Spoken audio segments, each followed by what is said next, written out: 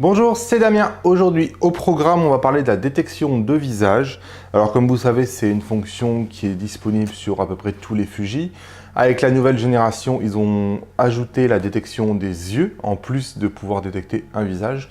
Donc, l'idée de cette vidéo, c'est un peu de faire le tour de cette fonctionnalité, de vous expliquer comment elle fonctionne, si oui ou non vous devez l'utiliser, à quel moment vous devriez peut-être.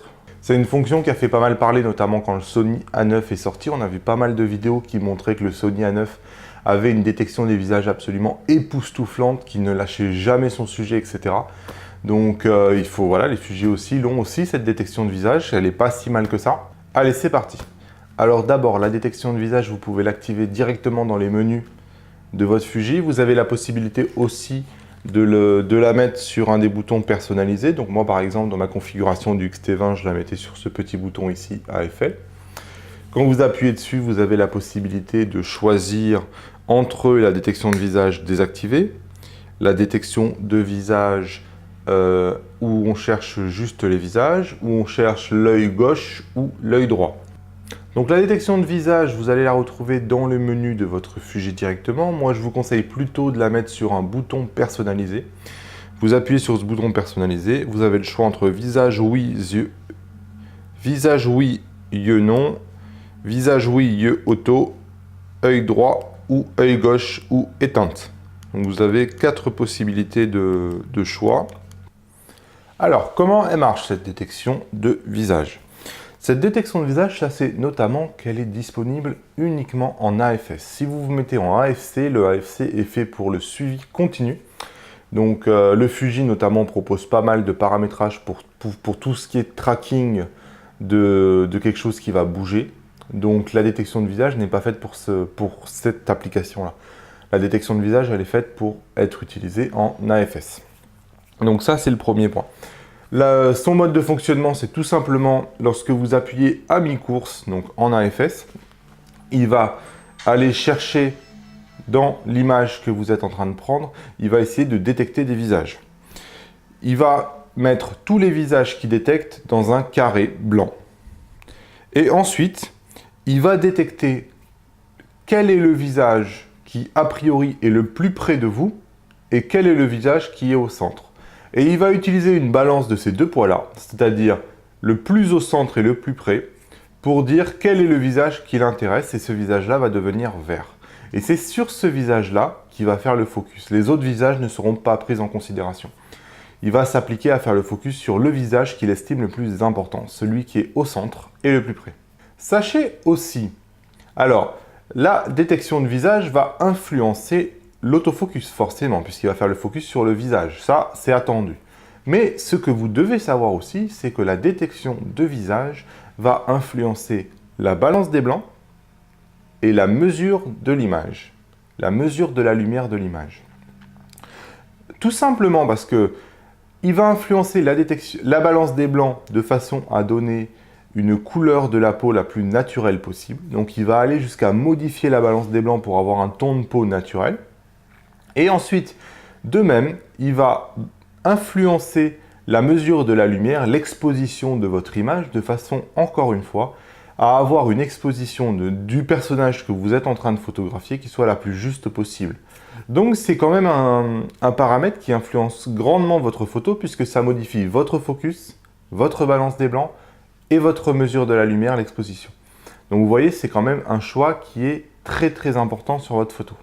Alors, la détection de visage, c'est souvent considéré à la fois comme une bénédiction et vraiment une malédiction. Parce que ça peut être tout l'un ou ça peut être tout l'autre. Quand elle marche bien, la détection de visage va vous prendre une belle photo.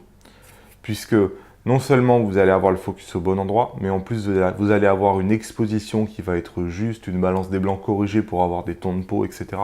Donc c'est absolument fantastique.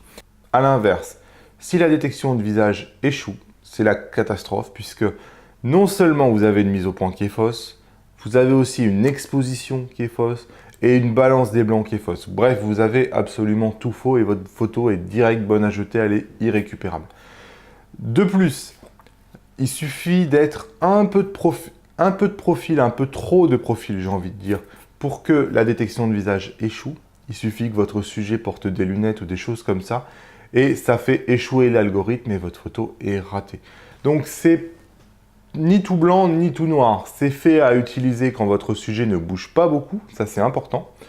Encore une fois, c'est une fonction qui est prévue pour être utilisée en AFS, pas en AFC. Donc, quand votre sujet ne bouge pas beaucoup, et quand votre sujet est plutôt de face sans accessoires qui lui couvrent ses yeux. Enfin, sachez que la détection de visage marche sur l'entièreté de la surface du capteur. Par conséquent, la détection de visage ne fonctionne qu'en autofocus à détection de contraste. Du coup, toutes les détections de face sont désactivées. Vous avez donc la mise au point qui est un tout petit peu plus lente. Vous avez la version la plus lente de la mise au point, la détection de contraste. Vous avez la version de la mise au point qui n'est pas capable aussi de prédire le mouvement, puisque c'est une exclusivité de la détection de phase. Donc, encore une fois, ça montre bien que c'est un algorithme qui est prévu pour être utilisé uniquement sur des sujets qui ne bougent pas. Si votre sujet est en train de bouger, vous devez vous mettre en AFC et utiliser les algorithmes de tracking prévus par Fuji. De même aussi, ça paraît logique par rapport à ce que j'ai dit avant, mais toutes les modes de détection de la lumière que vous auriez pu choisir, spot, moyen, multi, etc., sont de toute façon désactivés pour être remplacés par le mode de mesure de la lumière directement incorporé dans l'algorithme de détection des visages. Quand l'algorithme de détection de visage échoue, tout simplement, il va revenir au mode normal de fonctionnement, comme si la détection de visage était sur off en fait. C'est-à-dire qu'il va se servir du collimateur que vous avez choisi pour faire la mise au point, du mode de mesure de la lumière que vous avez choisi pour faire l'exposition, et la balance des blancs automatique. Donc en fait, vous ne le savez pas, mais automatiquement, la détection de visage est débrayée et le fonctionnement normal de votre appareil est mis en place. Enfin, il n'est pas possible de faire de AF Lock quand vous avez la détection de visage activée. C'est normal, vous ne pouvez pas lui dire à la fois je maintiens le focus et à la fois recherche un focus avec des visages dans mon image. Ce n'est pas compatible. Ensuite, comme je vous ai dit tout à l'heure dans les menus, vous avez le choix entre plusieurs modes de détection de visage. Vous avez le visage, détection des yeux, détection de l'œil gauche, détection de l'œil droit.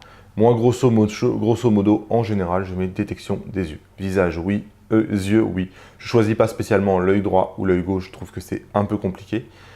Je ne choisis pas que le visage parce que, à la limite, ça ne mange pas de pain s'il peut trouver un œil de faire le focus sur cet œil-là. Mais bon, pour autant, il n'y a pas une différence dramatique entre si vous prenez le visage, les yeux, etc. Ça ne change pas grand-chose finalement à vos photos. C'est une option qui marche bien, mais qui, comme je l'ai dit tout à l'heure, dès qu'il y a un petit grain de sable et que ça ne marche pas bien, bon, c'est un problème. Donc pourquoi je vous parle de la détection de visage en fait? Moi évidemment, j'aime avoir le contrôle de mon appareil photo, ce n'est pas une fonction que je vais utiliser au quotidien. Par contre, c'est une fonction que j'aime donner à mes proches en fait. Ils ne savent pas utiliser l'appareil photo. Je ne considère pas le mode automatique comme une alternative. De toute façon, par exemple sur le X-T2, il n'y a pas de mode automatique. Donc c'est un peu compliqué. Et il faut bien trouver une solution. Mais quel que soit l'appareil photo, même s'il y a un mode automatique, c'est pas important. Moi, ce que j'aime faire, c'est donner l'appareil photo en, justement, détection de visage activée, yeux, oui, à mon entourage.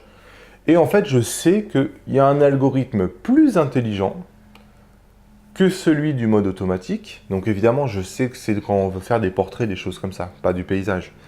Mais je sais que dans ces cas-là, il y a un algorithme qui va détecter les visages, qui va faire le focus sur un visage qui normalement est le plus important, qui va faire une mesure de lumière adaptée et qui va faire une balance des blancs.